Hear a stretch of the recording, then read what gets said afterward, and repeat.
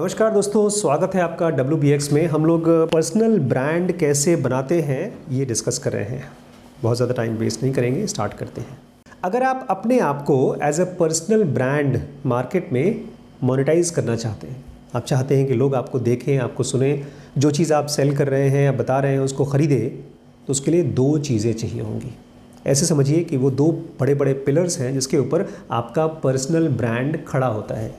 तो वो दो चीज़ें क्या है? सबसे पहला, प्रोडक्ट, आप कौन सा प्रोडक्ट बेच रहे हैं, और दूसरा कंटेंट, आप जो बोल रहे हैं या जो भी आप बता रहे हैं वो किस रूप में है। अभी मैं समझाता हूँ। देखिए, ये जो कंटेंट की बात मैं आपसे कर रहा हूँ कि एक कंटेंट आप किस तरह से अपनी बात बोल रहे हैं, ये चीज़ कोई बहुत नई बात नहीं है। आज से 50 साल पहले भी जब टेलीविज़न एकदम शुरुआती दौर में था, या 20 साल पहले जब टीवी में हम लोग एड्स नए नए आए थे, तब भी कंटेंट ही किंग था। आपको अच्छी अच्छी इंटेलिजेंट चीज़ें बोलनी हैं जो आदमी का माइंड अट्रैक्ट कर सके। लेकिन बदल गया है। क्या बदल गया है? आप उस कंटेंट को कैसे देते हैं दुनिया को। पहले मार्केट में बात करने के लिए, अपने कस्टमर से बात करने के लिए कॉमन मैन के पास कोई अपॉर्चुनिटी नहीं थी।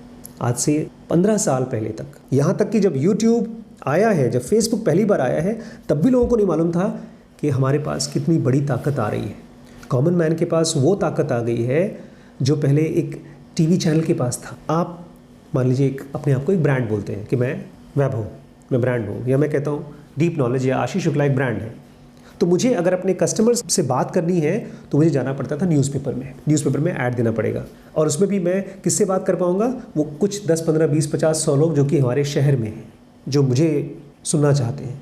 लेकिन पूरे देश में हो सकता है मेरे 10,000 कस्टमर्स हैं जो मुझे सुनना चाहते हैं, और पूरी दुनिया में हो सकता है 1 लाख कस्टमर्स हैं जो मेरी चीज़ें खरीदना चाहते हैं, मुझे सुनना चाहते हैं। पहले मेरे पास कोई मौका नहीं था उन 10,000 या 1 लाख या 1,000 से कांटेक्ट करने का। ज़रिया था, लेकिन डिज्नी के पास, क्योंकि उनकी फिल्म बनती थी और पूरी दुनिया में मार्केटिंग होती थी। अब वो चीज़ बदल गई है। मुझे याद है, मैं बॉम्बे गया था, हमारे घर के जहाँ हम रहते थे ना बॉम्बे में, उसके ऊपर वाले फ्लैट में 15 साल पहले की बात बता रहा हूँ, एक लड़का रहता था और वो काम करता था स्टार टीवी में, जो कि अब हॉटस्टार हो चुका है, बिक चुका है अब। और वो लड़का बोलता है, अगर आपको स्टार टीवी में 30 सेकंड का ऐड चलाना हो तो आपको पता है कितना पैसा देना पड़ता था? 1 लाख पर सेकंड। 30 सेकंड का 30 लाख रुपए, और वो भी चलेगा मुश्किल से 15 दिन या शायद महीना भर, उसके बाद कोई और आ जाएगा। और आप वही ऐड चला सकते हैं रुपीज़ में, 1000, 2000, 3000, 4000। ये इसलिए हुआ है क्योंकि मीडियाज़ बदल चुके हैं। पहले हम लोग टीवी और न्यूज़पेपर के ज़रिए दुनिया से बात करते थे, अब हम बात करते हैं थ्रू इंस्टाग्राम और ट्विटर और यूट्यूब और फेसबुक। तो अब क्वेश्चन ये आता है कि इन सभी प्लेटफॉर्म पे हम क्या दें? क्या एक ही चीज़ बना करके सब जगह दें या अलग अलग दें? जो लोग भी नए हैं ना इन सब के लिए, ट्विटर के लिए, यूट्यूब के लिए, फेसबुक के लिए या इंस्टाग्राम के लिए, उनको लगता है सब के सब एक ही चीज़ है। इन सभी जगहों पर अलग अलग टाइप के लोग आते हैं। और इसमें मैंने एक भूल गया, मैं लिंक्डइन, ये सभी प्लेटफॉर्म पे अलग अलग टाइप के लोग आते हैं, अलग अलग पर्सनालिटी के, अलग अलग टेम्परामेंट के।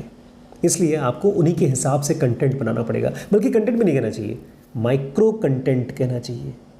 क्या मतलब है? जो लोग भी ट्विटर पे आते हैं वो लोग कोई फ़ोटो नहीं देखना चाहते, वो कोई छोटा सा न्यूज़ सुनना चाहते हैं, कोई कोटेशन सुनना चाहते हैं।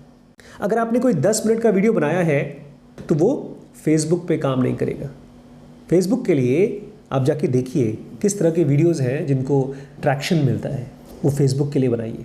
यूट्यूब के लिए अलग ही कंटेंट बनेगा। और अब तो यूट्यूब भी बेचारा 2 टाइप के कंटेंट चाहता है, एक छोटे वाले शॉर्ट्स जैसे टिकटॉक था वैसा, और एक बड़े वाले जो आप अपने काम के बारे में बता रहे हैं। हो सकता है, अब हो क्या, सच्ची बात है, अगर एक ऑडियंस चारों पे है, यूट्यूब पे है, इंस्टाग्राम पे है, लिंक्डइन पे है, ट्विटर पे है, तो भी जब वो इन चारों पे जाता है ना तो अलग अलग माइंडसेट से जाता है। जैसे आप जब एक कपड़े की दुकान में जाते हैं तो कपड़ा खरीदना चाहते हैं, रेस्टोरेंट में जाते हैं तो खाना खाना चाहते हैं, ऐसे ही वो ट्विटर पे ट्वीट सुनना चाहता है, वीडियो नहीं देखना चाहता। फ्रेंड्स, अगर वो ट्विटर पे है तो उनको न्यूज़ सुनना है, फेसबुक पे है तो वो जानना चाहते हैं उसके फ्रेंड्स क्या देख रहे हैं, कहाँ गए हैं घूमने के लिए। और सच पूछिए तो मैं कभी कभार खोलता हूँ तो मुझे यही दिखता भी है, और मैं यही देखता भी हूँ कि हमारे आसपास के लोग क्या कर रहे हैं, कहाँ जा रहे हैं। अब तो खैर वो भी कंफ्यूजिंग हो गया है फेसबुक में। और आजकल एक नया चीज़ आया है, स्नैपचैट, और वो तो पूरी तरह से केवल एंटरटेनमेंट के लिए ही है। और कुछ नहीं है उसमें, कोई नॉलेज, कोई न्यूज़, कुछ नहीं, खाली एंटरटेनमेंट। और लोग जब फाइनली यूट्यूब पे आते हैं तो वो ऐसा है जैसे कि पुराने ज़माने में हम लोग टीवी, खाना वाना खा करके टीवी देखते थे, ऐसे ही यूट्यूब आज का टीवी हो गया। नेटफ्लिक्स की बात नहीं कर रहा हूँ बिकॉज वो पेड कंटेंट है, आप उसमें कंटेंट डाल नहीं सकते। ये सारे के सारे फ्री प्लेटफॉर्म है जहाँ पर आप अपने कंटेंट शेयर कर सकते हैं। इसलिए अगर आप सोच रहे हैं कि मुझे अपना ब्रांड बनाना है तो कम से कम ये 4-5 अलग अलग डिपार्टमेंट आपको बनाने पड़ेंगे। एक ट्विटर का डिपार्टमेंट, एक स्नैपचैट का, एक फेसबुक का, एक यूट्यूब का, एक हो सकता है ब्लॉगिंग का, और उन्हीं के हिसाब से अपने अपने टीम को बताना होगा कि तुम कंटेंट को उस फॉर्म में डेवलप करो, उस प्लेटफॉर्म के हिसाब से। अब आप कहेंगे सर कितने ढेर सारे अलग अलग प्लेटफॉर्म्स हैं, उन सब के लिए चले बैठ के कंटेंट बनाएं? नहीं, उसके लिए ऐसा करिए जैसे होटल वाले करते हैं। होटल वाले पता है क्या करते हैं? सब्जियों के लिए एक मसाला बना लेते हैं, एक ग्रेवी बना लेते हैं। छोटे रेस्टोरेंट्स, बड़े नहीं, 5 स्टार में तो उनके ढेर सारे शेफ्स होते हैं।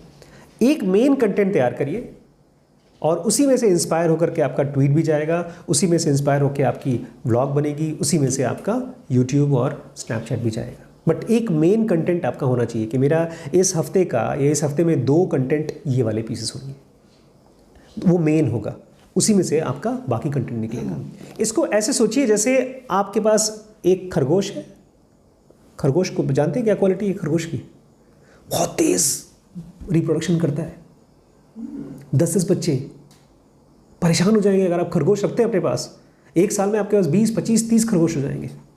ऐसे ही आपको सोचना पड़ेगा मेरा कंटेंट कैसे मैं इसको रिप्रोड्यूस कराऊँ, खट खट खट खट। इसीलिए तो आजकल बहुत से लोग अपने नीचे कुछ लोगों को जो कि स्ट्रेंजर्स होते हैं उनको बोलते हैं तुम हमारा कंटेंट कॉपी करके अपने चैनल पे डालो। जैसे सदगुरु है, सदगुरु के ढेर सारे फॉलोअर्स हैं, उन फॉलोअर्स को बोलते हैं आप लेके जाओ, कॉपी करके अपने चैनल पे डालो, तुम पैसा कमाओ, बट उसकी वजह से मेरी मार्केट रीच बढ़ेगी। अब ये कंटेंट किस टाइप का होगा अभी हम आगे पढ़ेंगे, बट ये जान लीजिए अगर आपके पास कंटेंट नहीं है तो आपकी पर्सनल ब्रांड नहीं है। ठीक है, कल और पढ़ते हैं। स्पिरिचुअलिटी के लिए ज़रूर बेसिक एडवांस कोर्स, बिजनेस के लिए WBX, डिसीजन मेकिंग के लिए BDM, रिलेशनशिप के लिए लिमिटलेस, ब्रह्मचर्य के लिए SPMT है, और पेरेंटिंग का जो कोर्स है उसका नाम है SPPT। ये सारे कोर्सेज एक साथ ज्वाइन करते हैं तो आपको हेवी डिस्काउंट मिलता है। Thank you so much.